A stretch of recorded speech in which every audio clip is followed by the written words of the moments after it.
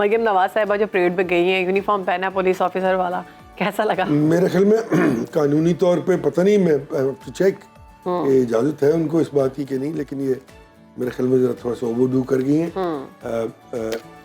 Oath लेना चाहिए था उनको, उन बच्चियों से जिनको पाकिस्तान की कौम की उन बच्चियों से जिनको भी मौका मिला कि वो पास आउट हो रही हैं और अपने ज़िंदगी के सफ़र का आगाज़ कर रही हैं, और उनकी बाकायदा उनको बड़ी अच्छी बात है, हौसला अफजाई होती है।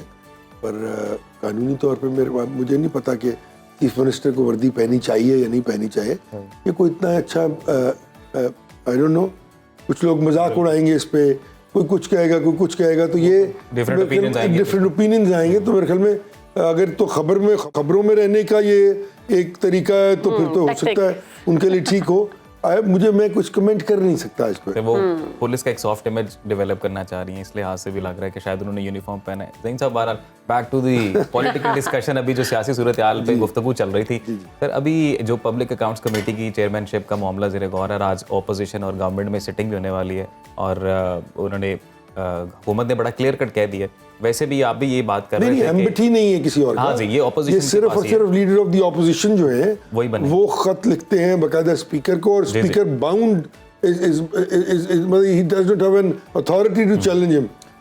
Whoever is nominated has to become the leader, chairman of the public accounts committee. It's very simple. आप वो ठीक कह रहे हैं। अब सवाल इसमें यह है कि कोई आइस मेल्ट होगी ऑपोजिशन और हुकूमत के माबैन, जब इकट्ठे बैठेंगे आपको लग रहा है कोई मामला बेहतर होंगे?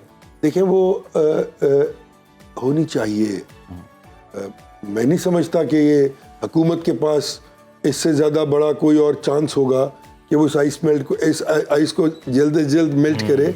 और दुनिया में जो रिवाज है एक बात करने का ऑपोजिशन के साथ, और उनको टेबल पर लाके बहुत सारी चीज़ों को, specially matters pertaining to national interest, वहाँ पे बहुत ज़रूरी होता है कि अगर दोनों लोग मिलकर एक बात करें तो उसका इम्पैक्ट बहुत होता है। और इकोनॉमिकली आप देख लेंगे जो सबसे बड़ा मैक्रो इकोनॉमिक इंडिकेटर है वो पॉलिटिकल स्टेबिलिटी हुआ करती है।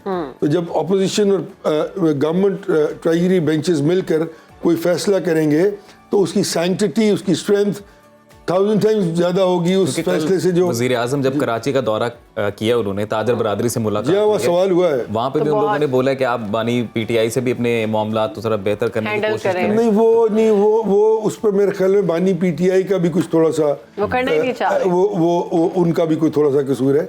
देखिए, हम सिर्फ हुकूमत को तो सिर्फ क्रिटिसाइज करते हैं क्योंकि बहरहाल वो गवर्नमेंट है और उनका काम है ये काम करना, लेकिन वहाँ से जो जवाब जाएगा वो बहुत जो है वो इम्पोर्टेंस। अच्छा सलीम काजी साहब, मईशत में तो बड़ी बेहतरी आ रही है, मामला जो सामने आ रहे हैं जी। अब हमने उसकी बात की, स्टॉक एक्सचेंज की, प्रोग्राम के आगाज़ में भी उसमें भी काफ़ी बेहतरी आई है, रिकॉर्ड टूटा है।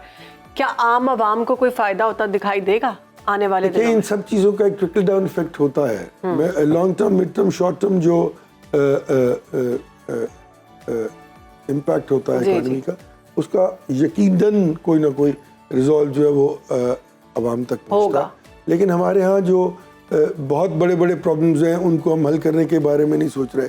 हमने तो अब देखिए ना, अगर आप इकोनॉमी की बात करें तो हमने 75 बरस जोर लगा के एग्रो बेस्ड इकोनॉमी को इंडस्ट्रियल बेस्ड इकोनॉमी में कन्वर्ट करने की जो कोशिश की है, उसके लिए आज आप जो है वो परेशान हो रहे हैं। और मैं आपको आज वार्न कर रहा हूँ टीवी पे सबको, अच्छा, कि अगले 10 साल बाद पूरी दुनिया में इकोनॉमीज वो चलेंगी जिनकी फूड सिक्योरिटी जो है वो प्रॉपर और बिल्कुल दुरुस्त होगी और उनके लोगों को रोटी मुयसर होगी। क्योंकि ये जो क्रंच है ये ऑल ओवर द वर्ल्ड जाएगा और फूड क्रंच ही होगा, क्योंकि इवेंचुअली तो हर चीज का रिजॉल्व खाना खाना है ना। तो जब आप खाना खाने में कामयाब हो जाएंगे सब लोग, तो फिर वो जितने भी ज्यादा कामयाब होंगे वो फिर कंसिडर होगा, वही जीडीपी होगी, वही सब कुछ होगा।